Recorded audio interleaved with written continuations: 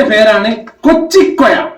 അതായത് ഇതൊരു നമ്മളെ ഭാര്യ വീട് കോഴിക്കോട് താമരശ്ശേരി ബാലുശ്ശേരി ഭാഗത്താണ്. അവിടത്തെ ഒരു മാസ്റ്റർ പീസ് ഐറ്റാണ് ഇത്. ഞാനാണെങ്കിൽ മലപ്പുറം ജില്ലയിലാണ്. അപ്പൊ അവിടുന്ന് കിട്ടിയ റെസിപ്പിയാണ്. അവിടെ ഇതിന്റെ ഒരു സ്പെഷ്യൽ ഷോപ്പ് തന്നെ ഉണ്ട്. ആഴ്ചയിൽ 2 ദിവസം തുറക്കും. ശനിയാഴ്ചയും ബുധനാഴ്ചയും മാത്രം ഇതിന്റെ ഒരു ഷോപ്പ് ഉണ്ട് അവിടെ. അപ്പൊ ഇത് വളരെ സിമ്പിൾ ആയിട്ട് ഉണ്ടാക്കാം. ഇതിങ്ങനെ കൈകൊണ്ട് കുഴച്ചിട്ട് ഇങ്ങനെ കുഴച്ചിട്ട് ഇങ്ങനെ തിന്നേണ്ട സാധനമാണ്. ആദ്യം ഞാനൊന്ന് സാമ്പിൾ നോക്കട്ടെ, എന്നിട്ട് താങ്കൾക്ക് കഴിക്കാം.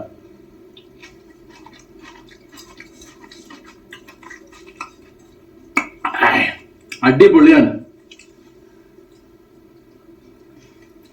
ഇത് വളരെ സിമ്പിൾ ആയിട്ട് ഉണ്ടാക്കാം. ഇതിന്റെ ഇൻഗ്രീഡിയൻസ് ഒക്കെ ഈ എപ്പിസോഡ് നിങ്ങൾ സ്കിപ്പ് ചെയ്യാതെ മുഴുവനായിട്ട് കാണാം. അപ്പൊ നമ്മളെ ചാനലിൽ ഒരുപാട് വെറൈറ്റി ഫുഡുകളുണ്ട്. പിന്നെ യാത്രകളുണ്ട്. ഇതൊക്കെ നിങ്ങൾ മുഴുവനായിട്ട് കാണാം. അപ്പൊ ഇതിന്റെ പേരാണ് കൊച്ചിക്കൊയ.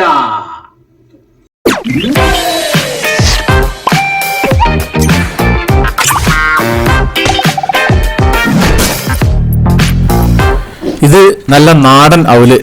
നമ്മൾ ബാലുശ്ശേരി നമ്മളെ വൈഫ് ഹൗസ് പോയപ്പോൾ വൈഫിൻ്റെ അമ്മാവന് വാങ്ങിത്തന്നതാണ്. നല്ല അവിടെ മില്ലിൽ കുത്തിയിട്ടുള്ള അവലാണ് ഈ കാണുന്നത്. 1 കിലോ ഉണ്ട്.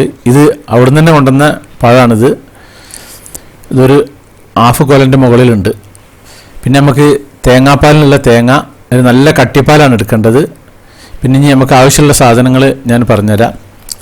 ആദ്യം വേണ്ടത് ചെറിയ ഉള്ളി ഒരു 10 ഞാൻ എടുത്തിട്ടുണ്ട്. പിന്നെ ഒരു ചെറിയൊരു കഷ്ണം ഇഞ്ചി, ഒരു ചെറുനാരങ്ങ, ഉപ്പൊരു നുള്ള്, ഒരു ശർക്കര, ഇതേ വലുപ്പമുള്ളൊരു ഒറ്റ ശർക്കര മതി.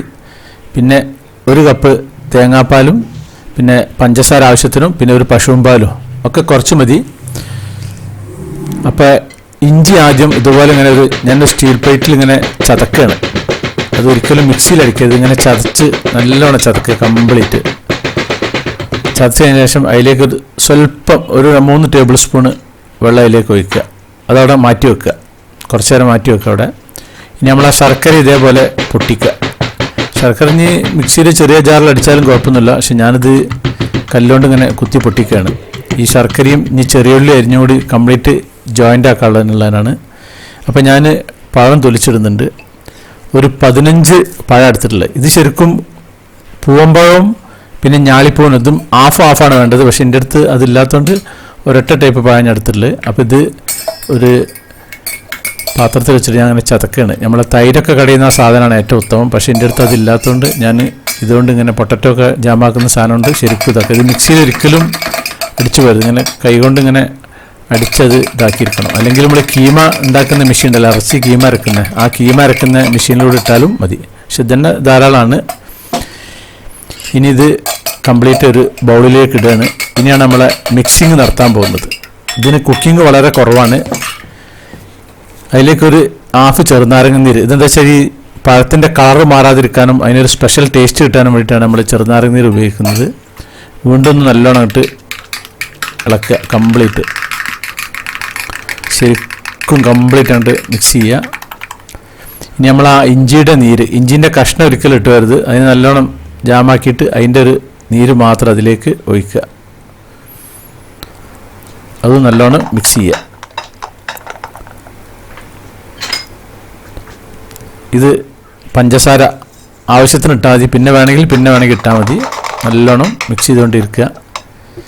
ഇത് ചെറിയ ഉള്ളി ഞാൻ 10 അരിഞ്ഞിട്ടുള്ളത്. അതിന് ഞാനൊരു ഹാഫ് മാറ്റി വെക്കുകയാണ്. കാരണം ഹാഫ് മതി. പഴം ജാമാക്കി വെക്കാൻ സമയത്ത് പഴം തീരല്ല. പതിവായി കഴിഞ്ഞാൽ ടേസ്റ്റ് മാറും. അപ്പോൾ ഇതുപോലെ നല്ലോണം ഇത് ചതക്കുക കൈകൊണ്ട്. അങ്ങനെ ഒരു കല്ലുകൊണ്ട് ഇങ്ങനെ ചതച്ചിട്ട് ഇതേപോലെ ആക്കിയെടുക്കുക. അത് ഇതിലേക്ക് ഇടുക. ഇത് ശർക്കരയും ചെറിയ ഉള്ളി തന്നെ വേണേ, വലിയ ഉള്ളി എടുക്കരുത്. അത് നല്ലോണം അങ്ങോട്ട് മിക്സ് ചെയ്യുക കംപ്ലീറ്റ്. ഒരു നുള്ളു ഉപ്പിടുക. അധികം ഇട്ട് മതി, സ്വല്പം ഇട്ടാൽ മതി. ഉപ്പും മധുരമൊക്കെ ഒന്ന് ബാലൻസ് ചെയ്യാനുള്ളതാണ്.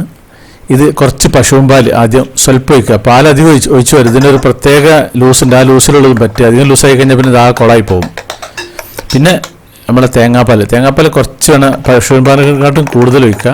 നല്ലോണം മിക്സ് ചെയ്യുക. എന്നിട്ട് അവസാനം വേണമെങ്കിൽ അതിൻ്റെ ലൂസിനനുസരിച്ച് കുറച്ചും കൂടി വേണമെങ്കിൽ നമുക്ക് കൂട്ടാം. അത് കുറച്ചും കൂടി വേണം. കുറച്ചും കൂടി തേങ്ങാപ്പാൽ ഞാൻ ഒഴിച്ചിട്ടുണ്ട്. എന്നിട്ട് നല്ലോണം ഇതേപോലെ മിക്സ് ചെയ്യുക കംപ്ലീറ്റ്. ഇപ്പം ഇതിൻ്റെ ആ ഒരു സംഭവം റെഡി ആയിട്ടുണ്ട്. ഇതവിടെ നമുക്ക് മാറ്റി വെക്കുക. ഇനി ഞാൻ അടുപ്പ് എത്തിച്ചിട്ട് നമ്മൾ അവിലൊന്ന് വറുക്കുകയാണ്. ഇനി വറുത്ത അവിലിട്ടിയാലും കുഴപ്പമൊന്നുമില്ല, പക്ഷേ ഇത് വറുക്കാത്ത അവിലാണ്. ഇത് നാടൻ മില്ലിൽ കുത്തിയതാണ്. ഞാൻ പറഞ്ഞില്ല, നമ്മളെ വൈഫിൻ്റെ ബാലുശ്ശേരി നാട്ടിൽ നിന്ന് കൊണ്ടുവന്നതാണ്. നല്ലോണം ഒന്ന് വറുത്തെടുക്കുക. വറുത്താലാണ് അതിനൊരു മുരുമുരിപ്പ് ഉണ്ടാകുക, അതാണ് അതിന് ടേസ്റ്റ്. അതുകൊണ്ട് ഒരു 5 മിനിറ്റ് കൊണ്ട് വറുത്ത് കിട്ടും. കംപ്ലീറ്റ് അത് പ്ലേറ്റിലേക്ക് മാറ്റി വെക്കുക. ഇനി നമ്മളിത് സേവ് ചെയ്യാൻ പോവാണ്. ആദ്യം ചെറിയൊരു ബൗൾ എടുത്തിട്ട് അതിലേക്ക് നമുക്ക് കഴിക്കുന്നതിന് ആവശ്യത്തിനനുസരിച്ചിട്ട് അവിൽ ആദ്യം അതിൻ്റെ മുകളിൽ പ്ലേറ്റിലിടുക. ശേഷം ഇതിൻ്റെ മുകളിലാണ് നമ്മളുടെ ഈ മിക്സ് ഇടേണ്ടത്. അങ്ങനെ ടോപ്പിൽ അങ്ങനെ കവർ ചെയ്യുക, ഓവറായിട്ട് ഇടുകയും ചെയ്യരുത്. എന്നിട്ട് ഇതിങ്ങനെ കൈകൊണ്ട് ഒരു പിടുത്തം പിടിക്കുക. ഇതിൽ സ്പൂണോട് പിടിച്ചാൽ ശരിയാവില്ല, കൈകൊണ്ട് പിടിച്ചിട്ട് വേണം ടേസ്റ്റ് ചെയ്യാൻ. അപ്പോഴാണ് അതിൻ്റെ ഒരു ടേസ്റ്റ് കിട്ടുക. അപ്പോൾ അതുപോലെ നിങ്ങൾ ഉണ്ടാക്കുക. വളരെ സിമ്പിളാണ്, അടിപൊളി സംഭവമാണ്. അപ്പോൾ നമ്മുടെ സാക്സ് വെറൈറ്റീസ് ചാനൽ നിങ്ങൾ ആദ്യമായിട്ട് കാണുന്നവരാണെങ്കിൽ അത് സബ്സ്ക്രൈബ് ചെയ്യാൻ മറക്കരുത്. പിന്നെ അതുപോലെ ലൈക്ക് ചെയ്യാൻ മറക്കരുത്, കമൻറ്റ് ചെയ്യാൻ മറക്കരുത്, ഷെയർ ചെയ്യാൻ മറക്കരുത്. എന്നാൽ താങ്ക് യു.